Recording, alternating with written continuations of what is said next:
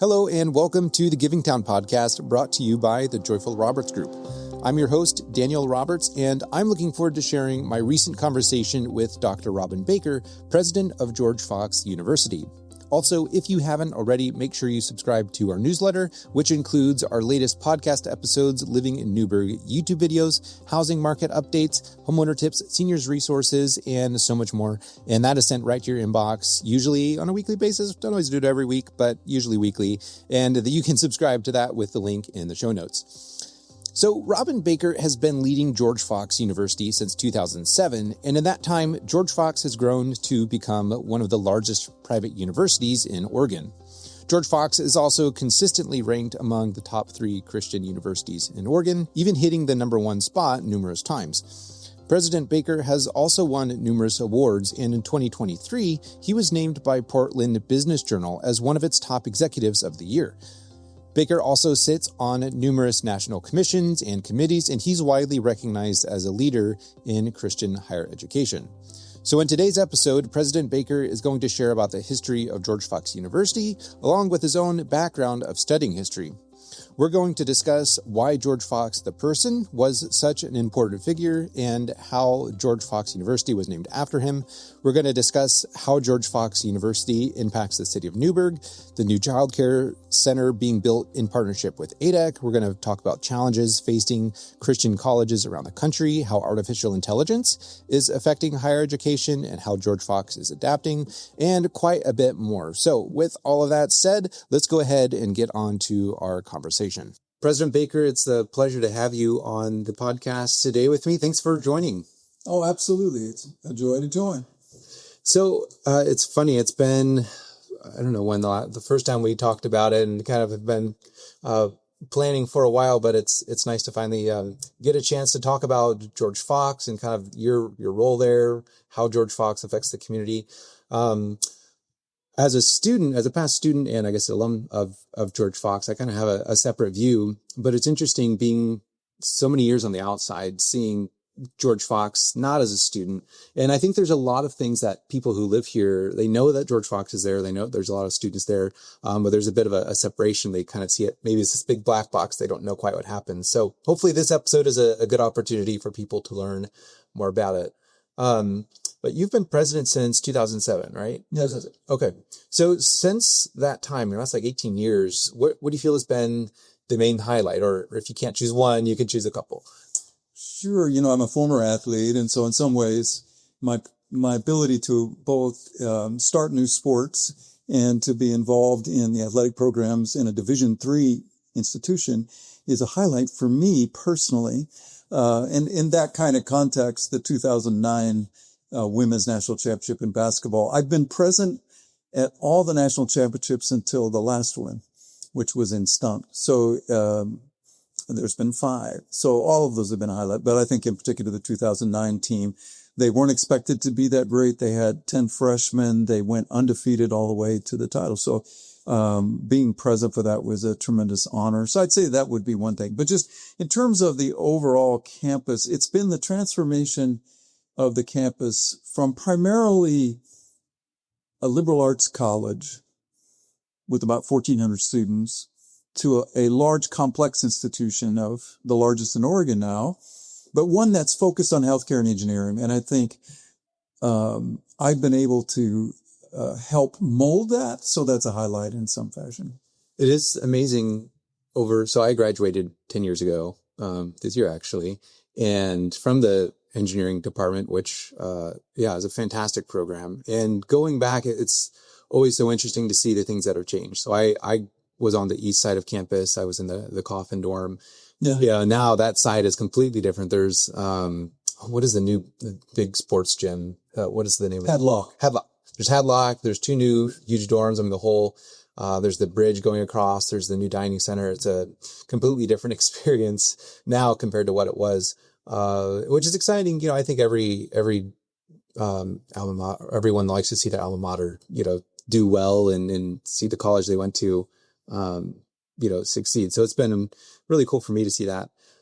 But backing up a couple decades, you did you start out, I'm guessing the answer is no, but did you start out thinking, hey, I want to be the president of I did not. So I was a historian to begin with. I started at Wheaton College in Chicago, and I took on administrative positions because in administrative positions, you can affect the direction of the institution. And so at some of the institutions I was at, that was particularly helpful, I thought. And so over time, that became part of in a Christian context, what we often call calling, the ability to help an institution understand what it can be.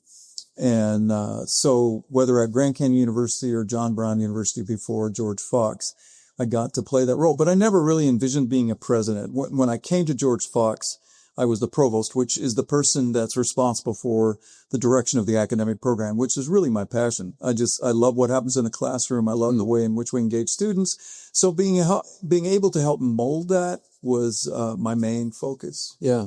So in some ways, the presidency, I went for it, if you want to use your terminology, because out of defense, meaning like somebody's going to lead it, and if it's not me, they may not be happy with me. So we enjoy being a part of George Fox, and so in some ways it was out of defense if that makes sense, defense of my own self and position.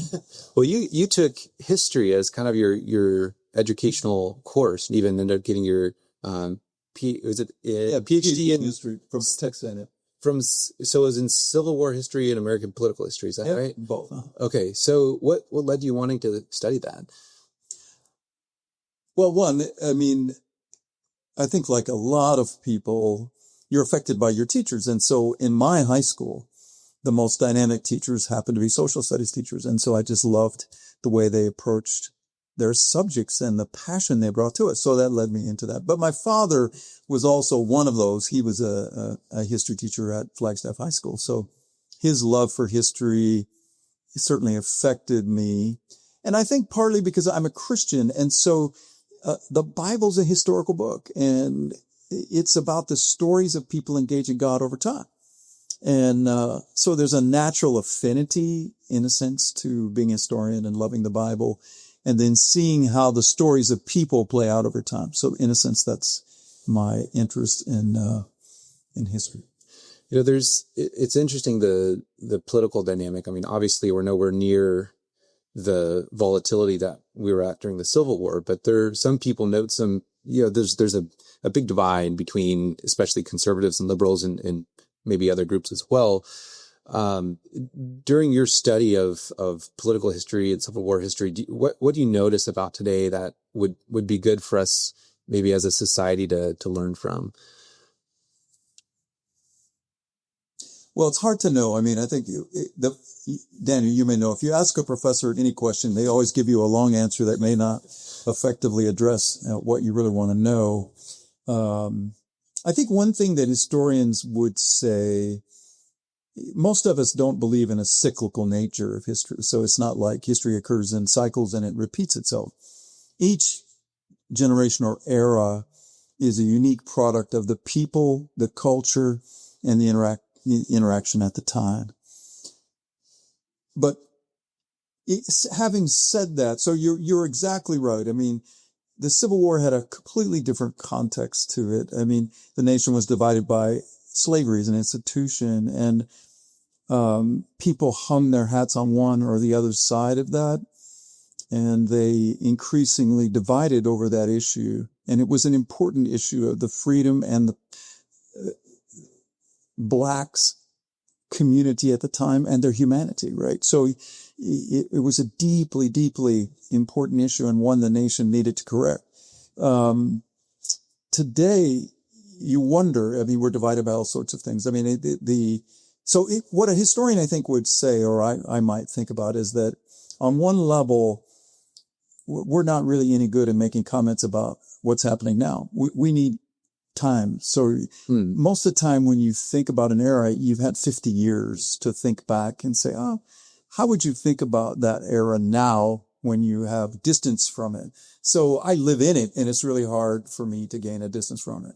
But making all those caveats, I would say like the thing that Lincoln tried to teach the nation in the Civil War is they had to transcend their own individual interests for that of the good of the community. So when you read all of his tremendous speeches, they're trying to draw out people to live for something greater. And that greater is the good of the community.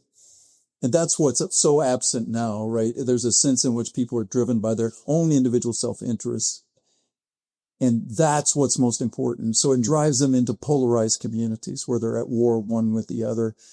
And so you think like one of Lincoln's famous phrases, he calls people to the better angels of their nature. What's he talking about? He's trying to draw them out of their individual commitments into the sense of what's it like to live in this community? What are we trying to build together? And I think in some ways that's, in a sense, what we're trying to do in Newberg, right? One of the questions that you may have is that George Fox, we started a project called the Civility Project, right? And what was it aimed at? To get people on different sides of the issue, different spectrums, on different ends of the spectrum, to listen to the other and see if there are ways in which they can think about what can we agree on? Not what are we different. We're going to be different on all kinds of things, but what do we agree on? And that's what Lincoln was really about. Yeah. And I think the same calling, in a sense, is there today. Maybe what's absent is leaders that would call us to those things. And with social media, it's a different era for sure. Yeah. Yeah. I guess it definitely helps if you have leaders who are helping versus, I tried to stay fairly apolitical on this podcast. But I will say it would be nice if leaders on both sides would kind of do a better job of reaching across the aisle to, like Ron says with the Civility Project, learning that disagreement can be a gift, and rather than bash the other person down, saying, what can I learn from this person? So, well, when I came to Oregon, the person I associated with Oregon, and I knew nothing about Oregon because I'm from Arizona and Texas. And so, Mark Hatfield, though, I had read Mark Hatfield's book in college, Conflict and Conscience. And here was a man who was deeply committed to Republican principles, party principles, but opposed to the Vietnam War, right? And so he tried to model what it was like to be a politician, but also one who understood there were issues that might cause one to reach across the aisle. Mm-hmm. And, I think Mark Hatfield was symbolic of a particular type of politician that you're referring to that we used to call statesman. Hmm.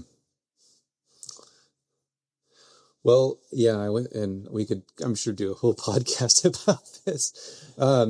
But, speaking of history, George Fox has a rich history, both George Fox as the person, who many people probably aren't even aware who that is, and George Fox as a university. Could you briefly share, for maybe someone's come to Newberg and they've heard of the college, they've never taken the time to actually look into it. What are some things that are good for people to know? I think most people are increasingly not religious, so they've lost a sense of our past, and maybe in their minds for good reasons. But in the 1500s and 1600s, much of the European world, people were divided by faith, and there was a sense of individuals searching for what they termed to be the truth of God. And out of that came the Reformation. And in England, there was an English Reformation, and one of the members of the group that separated from the Anglican Church was George Fox. And George Fox, to put it in a small, short conversation,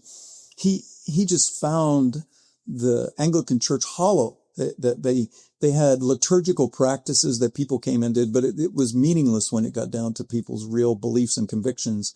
So he called people to get away from those things and to celebrate an authentic commitment to Christ. So he was very much more interested in the experience of God over simple practices that people did every Sunday, for example. And out of that, he built a movement. I don't know that he intended to, but after him, there were people that were committed to the principles that he established. So the Quaker movement, and remember, they were called Quakers by their detractors because they were spiritually moved. So they quaked in worship, meaning they moved. And that was very sort of alien to Anglicans, who were very formal, right? I don't think I knew that was the root of that word. Absolutely. Okay. So he called the group the Society of the Friends of Jesus. So that's the real name. Okay. So one of the reasons that George Fox tries to shy away from Quaker is because it's not in a real sense a positive term in the tradition. The Friends of Jesus is who they were known as by their own people. And so we often then emphasize the Society of Friends or the Friends community. And so George Fox gave foundation to that. Many of them were persecuted in England. They couldn't preach. They couldn't marry their own people. They couldn't baptize. And so most of them, or a great number of them, left and came to the United States. Of course, you probably know, they largely settled in the Pennsylvania area. William Penn founded what was known as the Quaker colony at the time. So long history. See, he didn't ask for 200 years. But, so as you run down to today, then George Fox, the university, was founded by a group of friends who were farmers in Iowa. And they had a vision for what they thought of as building the kingdom of God in a new community. So, several of them left and searched for a place. And they didn't find Newberg initially. They actually looked in California, Newberg, and then they looked in a place called Walla Walla, which of course today is the home of Whitman. So they looked in these valleys and places because they were going to set up an agricultural community, but the goal was to set up a place that modeled the kingdom of God in a New Testament understanding of the world. So eventually, they settle on, Newberg, and, they start by building a church, and then later they build a K through 12. And then out of that K through 12 emerges a college in 1891. The K through 12 started in 1883 or 5. I can't remember. And then it wasn't George Fox. It was the Pacific College for most of its early history. And because, in the 1950s, every other college was named Pacific College, they decided we need a new name. And, a professor at the time suggested, why don't we name it after our founder? And so that's how George Fox came about. But it was an attempt to build the community of God here. And most of the early founders, not all, of Newberg were parts of the Friends community. It's interesting because people say, oh, you went to that Quaker college, and they kind of have this assumption that everyone who goes there must be a part of the Friends church. My experience was it was a fairly small number. There's kind of all different walks of faith of people who go there. So maybe that's kind of a misconception that you have to be a part of the Friends Church to go. Well, part of it is, we have almost 4,500 students now, and the Friends community as a church is a relatively small community. And so if all of them came, they would still be a small group at George Fox. But we draw, as you probably know, evangelicals, really Christians from all kinds of denominations, and they make up the community of George Fox. Yeah. One of my great experiences there was just learning how very different many walks of life are. When you grow up a certain way as a kid, you kind of have this idea that more or less people have similar views to you. And when you are exposed to such a, wide group of people who are like, oh, wow, you have very, very different beliefs from me. But it's,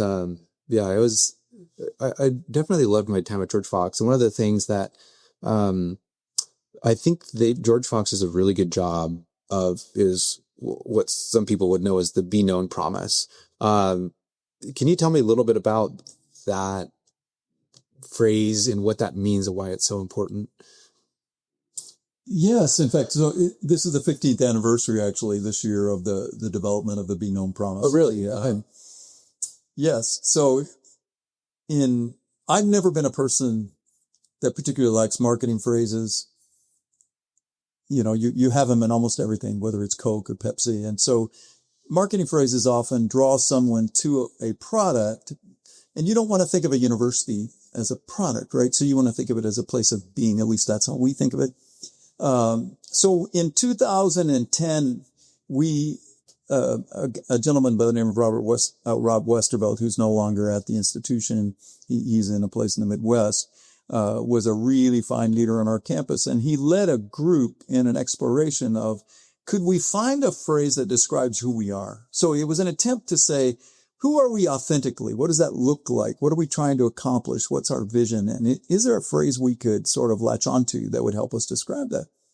So that's how the Be Known Promise got started. It was a reflection of who we thought we were, which was the original, if you went back to 1891 and you read the original documents for the founding of George Fox, it says George Fox was founded for two purposes: to prepare people educationally for a vocation or calling, and those are callings that Christian were, and second, to deepen people's relationship with Jesus Christ. And so over its long history, the way in which it did that was through mentorship, through the connection of both staff and faculty with individual students, and trying to find out who are you as a person? Who has God called you to be? And how can we come alongside you and help manifest that gift or those gifts that you've been given to become, we would say in our language, something that God wants you to be. Not everyone's a Christian who comes to George Fox. They might not accept that language, but they like the notion of the be known promise. And that is, in our era, is people want to be known. They want their story to be known. They want to be understood. And so the Be Known Promise, formed in 2010, is an attempt to sort of create that sense of authenticity within our community. And it's resonated with people, so it's become something that we actually, I don't know if the right word is patent, but we, trademarked, I guess is the term. We trademarked the term. So how do you, can you share about your involvement with that? Because I know there's the professors, every professor kind of has their own way of doing things, but there's some ways that I'm sure there had to be some like, hey, here's kind of what we're wanting to do. I don't know if training is really the right word, but maybe like, what were some of the ways that professors were encouraged to help students actually experience that? 'Cause that's one thing, like you said, to have a slogan or a marketing term, and another thing for students to actually experience it, which I know I did and many others did, which that's a lot harder, right? Yeah, I mean, I think on some level, it works at a place like George Fox because the purpose of the institution goes beyond just the classroom, right? So you're trying to, as I said about the mission, you're trying to deepen someone's relationship with Christ, which is a spiritual statement, not an academic statement. And to do that, it can happen in the classroom, but it mainly happens outside the classroom. So professors are encouraged to invite students into their homes, to have coffee with them. All those things are true. But then we have formal ways. And I don't know if it was there when you were there or not, but the engineers, it's called Engineering Your Soul, right? So yeah, that was there. Right. Mm-hmm. So, I mean, that wouldn't the very program itself wouldn't make sense at most institutions. What is that? Well, it's an attempt to play off engineering, arguing that part of what we're here to do is to mold the soul. So at the time, or I participated a few times in the program, and you read a book or you read an article, you engage with the author. The book is about spiritual growth and personal growth. And who does that? Individual professors, meet. Usually the engineers are formed in teams of 8 to 10. Mm-hmm. And then they have dialogue around this. They keep diaries. They, engage. Neil Ninteman was the one when I was participating that was the primary one who motivated that. And he again was interested in engineering for sure, but he was just as interested in how these students develop spiritually. Neil specifically was probably one. I mean, there are many great professors, but definitely I think his passion, both for engineering and for Christ, were just very visible and very contagious. Like he made physics so interesting and fun, and it was one of those things like, wow, I didn't know this could be this exciting. But the Engineering Your Soul, like he, like we went through books about marriage and having a Christ-like vision of marriage and what that means, and being able to share that in my own marriage. I had a lot of work to do. As an engineer, we have this phrase like, trust me, I'm an engineer. Yeah. There's kind of this arrogance that we had, thinking we were the smartest people on campus. And then you realize how, naive and arrogant you are. But all that said, there's, one of the things I remember, with Bob Harder and Mike McGill, I'm trying to remember some of the other ones. There were others, but those two in particular, how quickly they memorized our names. Like we'd come in like the second day of class and they're like, oh, hey, Danielle. I'm like, how do you know my name when you have, like 100 new students or whatever it might be this year, through all your different classes? And it kind of stuck with me. Like they took the time. And the other interesting thing is every professor, encouraged us to call them by the first name. So in most, I haven't been to other universities, but my understanding is usually it's, would be Professor McGill or Professor, Hart or whatever, which kind of has this, it's understandable because they've gone through the process, and the polite formal thing to do is address them by, as professor, because that's what they are. But it creates this degree of separation. Whereas when you feel like you can call somebody the first name, it makes you feel like more of a connection.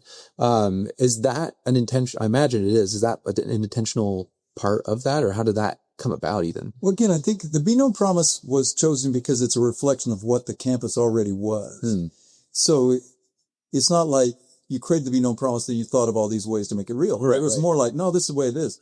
So I think what you just said is a great observation. And it isn't just in higher education. If you go to a physician, you rarely call your physician by the first name, right?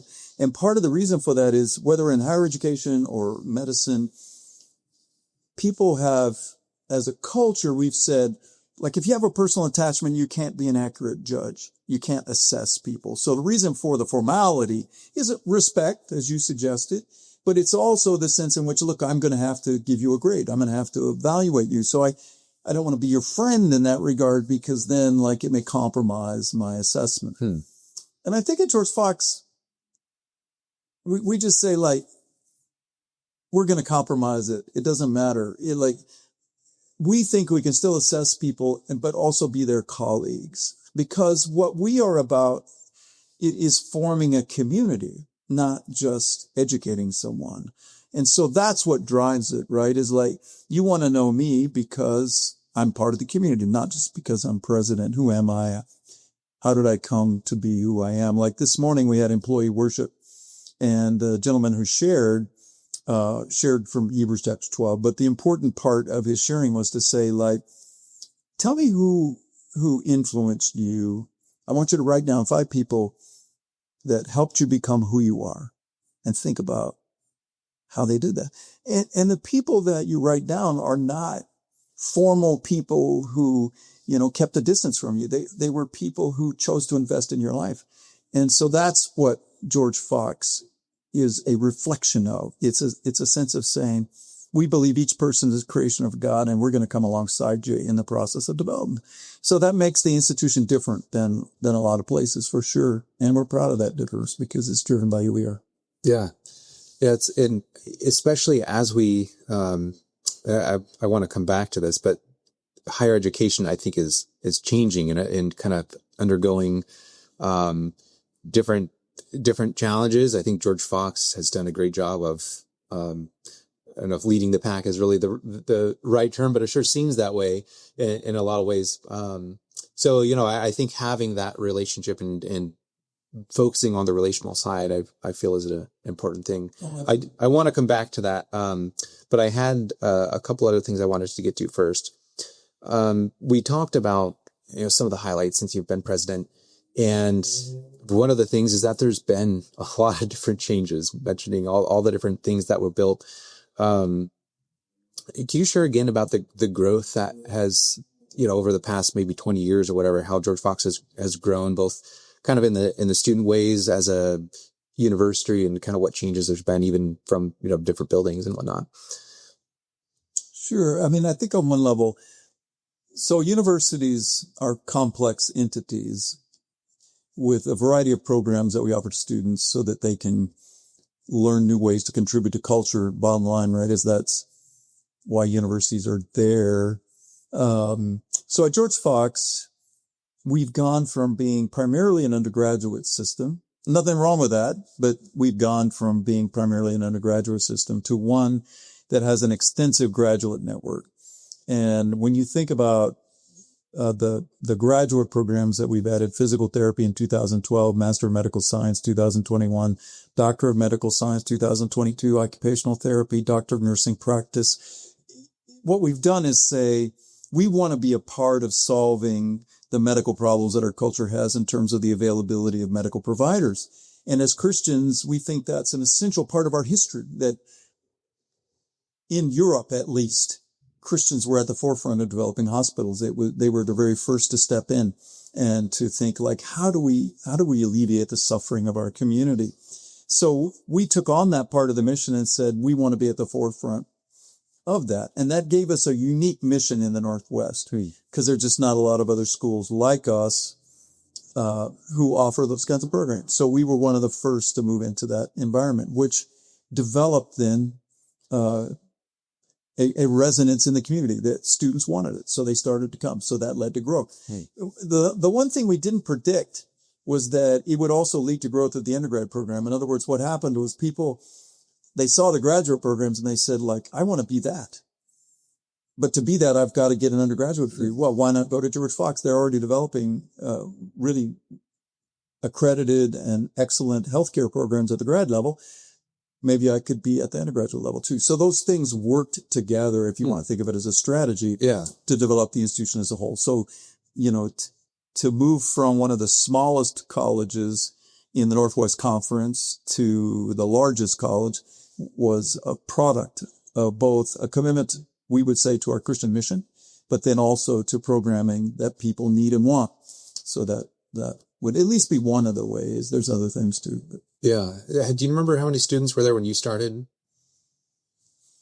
I should have gotten the number, but I think it's somewhere in the neighborhood of low 2000s, probably 2,400. It would be my guess. Today I got 4,400. Right. So almost double. I think that's it. Yeah. And the undergrad side, I believe, is grown by a quarter. So okay. The vast majority of undergraduates. Okay. Wow. So what was the graduate program like then when you? It was relatively small. We still had a seminary. And at the time, we had a Master of Business Administration program. We're one of the leading providers of teacher education. So we had a program in teacher education. So that was the majority of the program. Okay. So it has really grown quite a bit. Yeah, that's, it's interesting you mentioned and a lot of listeners to this podcast are not religious or have any kind of faith. But it is interesting how, there's that idea of being a Christian and, maybe that has all these different connotations with it, positive or negative. But when you look at who we all follow or claim to follow as the person of Jesus and living life as a servant, there's a saying, most people don't have a problem with Jesus. They have a problem with Christians. And why some people like to shy away maybe from the term Christian instead of Christ follower. All that said, I think there is a responsibility as we look at how, it's not just about going to church and praying or whatever. It's how do we impact the community that we're in? And Oregon is either last or close to last in terms of healthcare availability. And to me, it just seems like a really powerful and important thing to move into. Like, well, what can we do as a university growing, by that amount, and hopefully moving the needle on that so that Oregon can no longer be in that place. Right, exactly. And I think even more so, our goal or mission in that environment is even more narrow, meaning that we're focused on rural and underserved. So we're trying to develop relationships, and that's true of our education program as well. So our primary focus is not on Portland. Our primary focus is on the outlying areas, the Medfords of the world, the Roseburgs of the world, that environment, because those are the places that people have great need, but they don't have great provision. So, in every program that we start, that's been our primary focal point. Yeah. And speaking of which, there is a Portland campus, right? And so we obviously, we call it that because it's a Portland address, but it's really in Tigard. It's next to Costco in Tigard. Yeah. So we now refer to it as the Tigard campus. Okay. We're more authentic now. How does the size of that campus compare to Newberg's? Well, it's relatively small because it was, again, we got it when we merged with the seminary. So the seminary was called Western Evangelical Seminary. We took it over at the time. They had the building. And so it's a corporate building, 2 stories, and what's called the Tybert Corridor.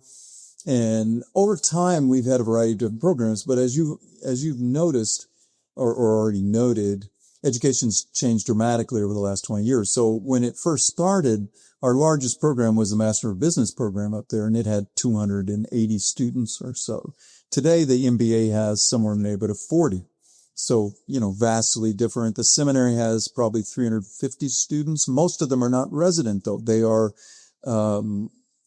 live all over the country, and they take courses hybrid. So they just come to the campus 3 times a year. That's it. Wow. And they spend intensives, like a couple of weeks, and then they go back, and the rest of the education is in what you think of as an internet environment. Right? So the campus was, let's say, 500 to 600 students early on. Today, it probably has more because we just located the CRNA, or the doctorate in nursing, there. So we just remodeled the building. Okay. And if you were to go in and now, it'd look like a hospital. It has operating rooms, and all those are there to train doctorally prepared nurses for the future. Okay. One of the kind of main things that I want to touch on too is, as this podcast really has to do with the great organizations in Newberg, how they affect Newberg. One of the maybe most direct ways is all of the people who graduate from George Fox. Many of them stay here, and you have a big network of professionals here. And most of them have strong work ethics and morals and all that. So that's kind of maybe one of the most direct ways, but what are some other ways that you would say that George Fox specifically affects Newberg, the surrounding areas, and maybe a vision for how you'd like that to be too? Well, to reinforce what you just said, I mean, the real number for us is in Newberg, 1 out of every 6 Newberg residents is associated with George Fox, either student, employee, donor, parent, alumnus, or spouse. So It's a large number of people who are engaged with George Fox in some way. If you think of it in terms of, like, we had a business impact done. So to whatever extent you believe in those, it suggested that George Fox has an impact of $145 million on the local economy as a result of all the various things that we both do and are engaged in. But beyond that, there's a variety of different things. We want to be about the flourishing of Newberg.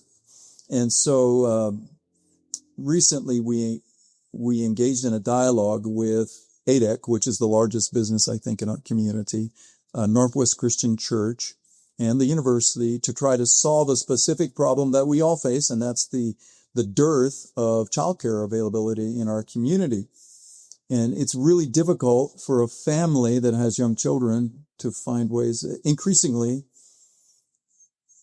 homes and everything about life is so expensive. Both man and wife or spouses generally have to work. And so what happens then is you have a need for childcare, and there just isn't enough positions available for the children in our community. So Scott Parrish at ADEC, and then me, and then David Case at Northwest Christian Church came together to say, like, are there ways that we can solve this? So we've spent the last 3 years trying to create a model of these 3 different agencies, all agreeing that we can work together on the flourishing of our community to build a child center. And we finally launched it about a month ago. And so the new building will be on the Northwest Christian Church campus, and it will eventually provide 200 slots to children from the ages of infant to 4 or 5 years old. So we're excited about that possibility. And I think it's a great example of how the university, a business, and a church can come together and say, hey, look, we don't all view the world the same. It doesn't matter. What we want is a flourishing community. So what can we do together? Yeah. And is that my understanding is that that's open to the public? Yes. Is that correct? Okay.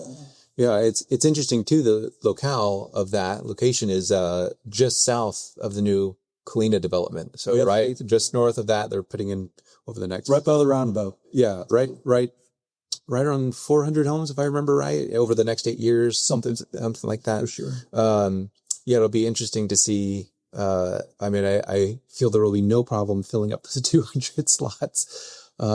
Yeah, I think that's incredible. One of the other ways that, even as an alum, as a business owner, is having interns has been a really great thing for us. Is there's a huge pool of great, talented, hardworking young people who need experience and need some money on the side.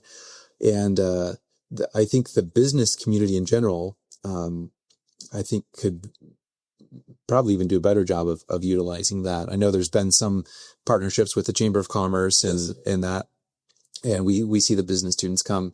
That's something I would personally love to see even grow more. Do you have thoughts about that and kind of a vision for people who are currently going to school and having work experience in the community? Absolutely. And so we have individuals at the university that are entirely employed to make that happen, right? Mm. So the relationships are not all in Newberg. They happen to be in the broader, northwest corner of Oregon, but we're consistently trying to increase the number of internships that are available to our students because work experience, the difference between work and university is becoming less and less, right? So that you're needing a seamless environment. The business people want students who can move into work without a lot of retraining. So the university is having to think more and more about that to make sure that our students can move into that. And the best way to do that is through internships and the kind of things you're talking about. Now, because we are in healthcare they're required. So, every student who is in one of those programs we talked about is constantly out in the medical community serving people because it's a part of their education system. So we want to make that true of the rest of the university as well. Yeah. One of the other things, we mentioned some of the challenges that Christian universities will face, and I'm not aware of a lot of those, but one that I kind of keep my eye on, just as it affects, I think, every business owner, is kind of the advent of artificial intelligence and where it's coming. I'm sure this is something that you've heard a lot about. I'm curious your perspective on this, as how this could change as knowledge itself. You can always search the internet, but it just is much more like you can type in something to ChatGPT, for example, and it spits out a response. Some people say, oh, well, colleges will, lose all their benefits. I would disagree. I'm sure you do too. But yeah, how do you view where we're at right now as a society with these new changes? Well, it's hard to know. I think you're talking to someone who's kind of old fashioned. I'm not on the younger end like yourself. So I'm more of a technology user than a developer. So set aside AI. The biggest change since 2010, right, is the advent of the smartphone. Mm. And think about how much that has revolutionized the way we work, but also the way we interact with each other. So again, you were a student during the smartphone era, but if you were a student from when I started, 1999 to 2010, there was no texting. There was no, knowing where you are all the time. So the smartphone itself and the way that social media works revolutionized the way humans were essentially interacting. Now, both on a good end, because now if you're a parent, you can find your child, you can discover what they're doing, but on a negative end as well, meaning that the mental health of students, probably the rest of society as well, has never been at a lower point since we've been measuring it. Why?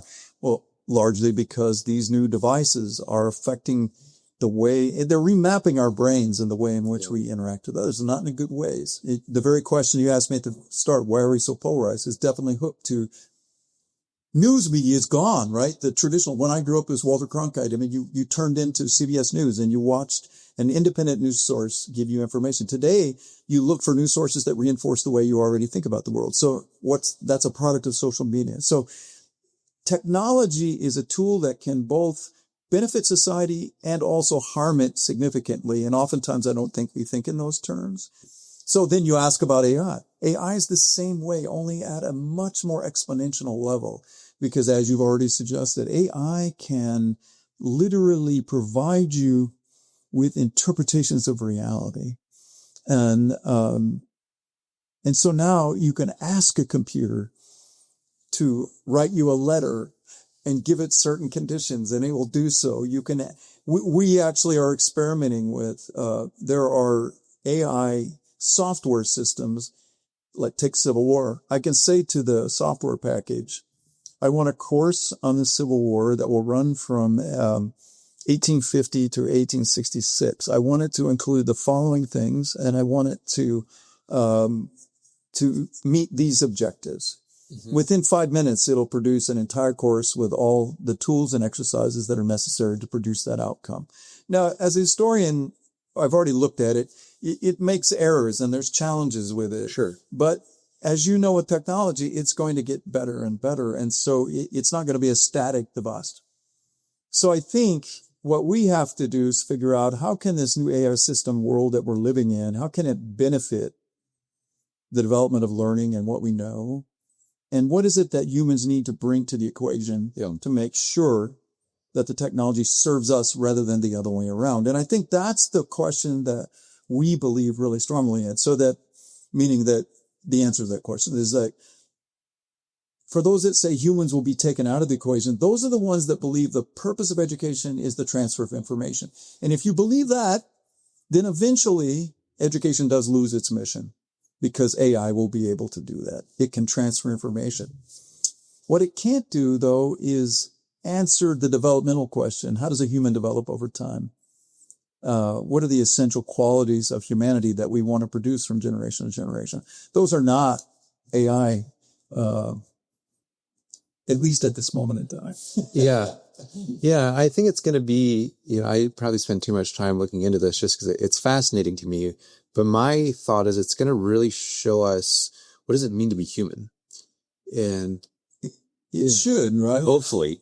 Yeah, I think that's exactly right.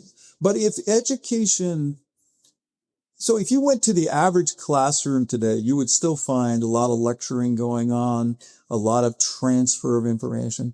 If that's how you see the future, though, I think that's not going to be here. A computer is going to be able to give you the essential information that you're going to need for some certification or qualification.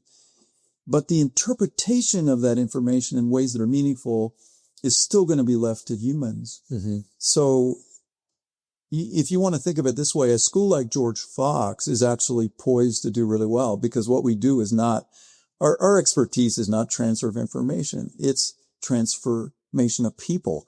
And so we're just going to have to adapt what we currently do in spiritual ways with what we do more broadly in the educational system itself. So I think we're still poised to do well in that environment. And we actually have experiments going on right now with AI, both in the classroom and on the student life side, to see where it can be used successfully. Yeah. No, I think that's a good thing too. And also, how can students use that? I mean, to me, it seems as transformative as going from the internet, prior to internet smartphones to after internet and smartphones. If I'm sure this is something that professors are having to deal with now of how do you take into account when students can just say, write my term paper, use all these sources, write it in my style. Here's 3 other essays I wrote, make it sound the same. Maybe they go back and can easily change things to make it, if they're wanting to cheat. And it's like, well, it's kind of ironic, you're so naive at that age to recognize you're spending a lot on your education and you're cheating yourself more than anything by not going through these processes. But, so the key would be, so even your definition of cheating, right, is in that kind of context has to be reevaluated. What does it mean to cheat in this new environment? But I think that, what becomes important is that professors understand how to incorporate the AI world into the learning itself. Instead of saying, like, in the past, we would have said, well, you're copying. What does that mean in this world? I mean, because even before AI, like in my era, you had to go to a card catalog in the library. Then you had to walk to a book. You had to read that book. I mean, that world ended, 15 years ago. Yeah. So what we can't do is think like the way in which I learned will always be normative. That's not going to be true. So even in my office right now, they have fed in all of my writings into an AI system. And sometimes when they need a letter, they'll say, knowing Robin's style, we need a letter that has the following 4 characteristics, and they'll produce it. It's a draft though. Yeah. Then it's given to me and then I make it my own. Yeah. But it gives me some basic information. So I think it's the same for a professor. The difference now is like, let's say you're in literature, like you were referring to, or you're teaching composition. Now you have to figure out, how do I incorporate what I know students are going to do? Ask that question. And how does the process change for writing a paper as a result of AI? And I think that's the difference and the key for a successful university. The ones that continue to think of it as, well, it's like card catalog world, they're not going to be long for this world in terms of producing education. So, yeah, no, I think that's a really good approach. I mean, obviously I would say you're probably looking into that side of things way more than I am. One of the things I wanted to highlight too is, as far as the changes, I forgot to mention is the chapel. That was kind of a big project. What led to that and made that be such a priority for the university? So it was a priority for me. And I think partly because, one, I'm a historian. Two, I'm old fashioned. And I believe in human things that go beyond just career and vocation. So if you've been in the chapel, the chapel was designed intentionally to experience the sacred. And by that, I mean to experience God through form, architecture. So the building is designed to let light in and to look up, so that the building itself forces you to think and to engage.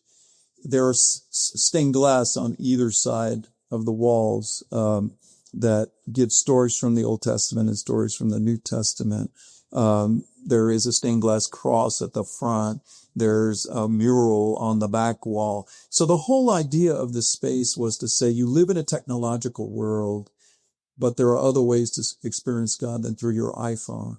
So there's no technological space in the chapel. There's no screens that come down. I mean, we have speakers so that you can be heard, but the building itself is designed to be a part of engaging God.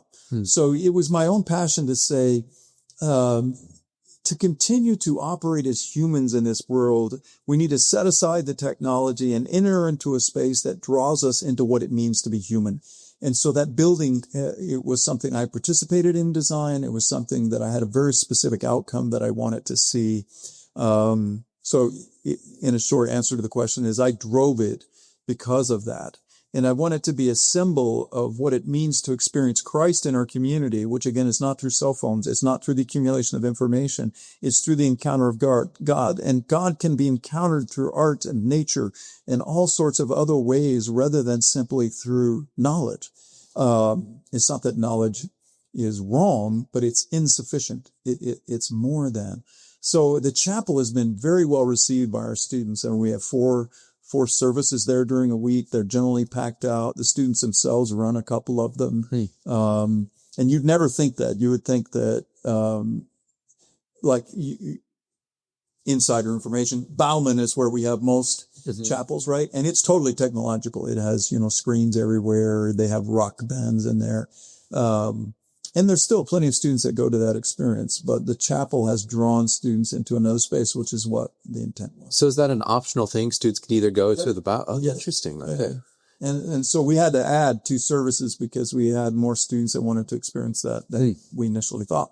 It only holds 300. So, we were averaging about 1,000 a week in there, but we have 2,400 students. So there's more that go into Bowlin. But the other one has a strong following as well. Are there, because I actually haven't been inside the chapel, are there ever times that it's open to the community, or is it kind of just for? No, it's open for prayer. It changes in the summertime because there's hardly anyone around. Yeah. But during the year, usually in the morning and at lunch, it's open to the community for prayer. Oh, wow. Okay. So again, it's intended as a sacred space, so it's not intended necessarily just to come in and tour. Right. You can, but it's more intended as a very specific. Which I'm more interested in anyway. Yeah. So, but no, I'm happy to take you through any time. And then, I'm a part of Rotary groups and others, and we've certainly offered tours to a number of folks. And missions takes every student through it that's interested in George Fox. Okay.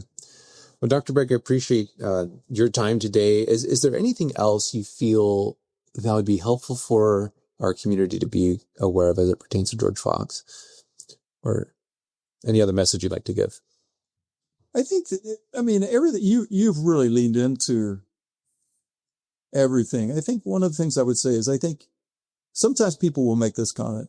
Oh, George Fox is a not-for-profit. They don't pay taxes. They just, so therefore they kind of exist in the community and benefit without proper paying. And I always think how short-sighted. I have been asked by any number of towns in Oregon who would love to have a college.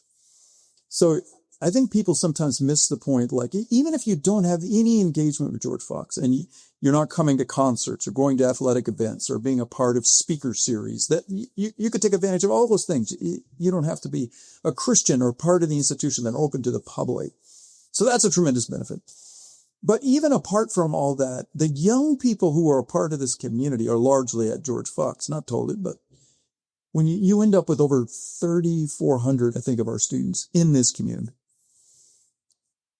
that energy, that constant presence gives Newberg a more youthful flavor than it would have. And if it were absent, you'd be longing for it. So I think you could be thankful whether you agree with our mission or our purpose or anything else. You can be thankful just for their presence in that way, in addition to all the things they do to change the economy, the jobs they fill. All those things, of course, are important.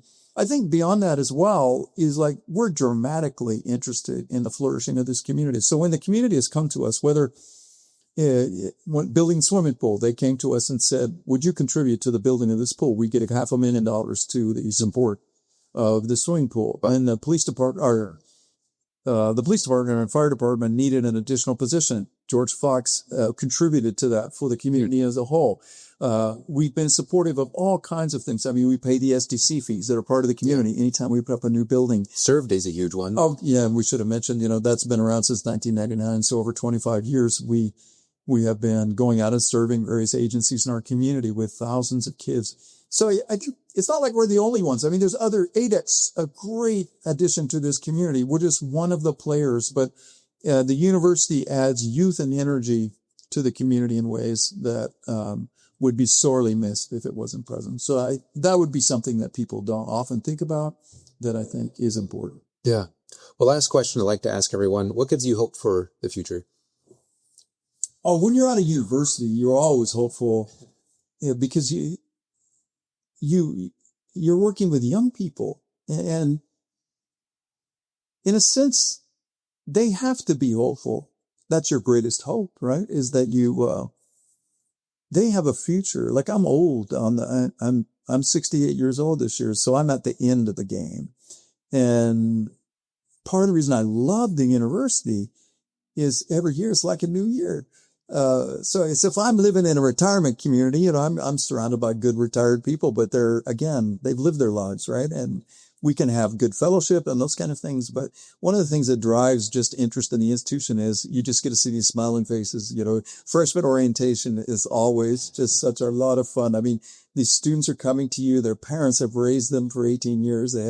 All of them have great hopes and visions. Not all of them will accomplish that, but they have those hopes.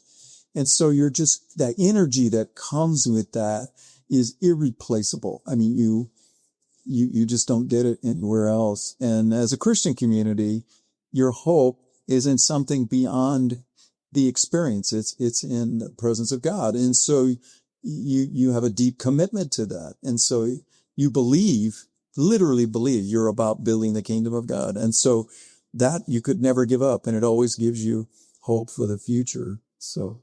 Yeah.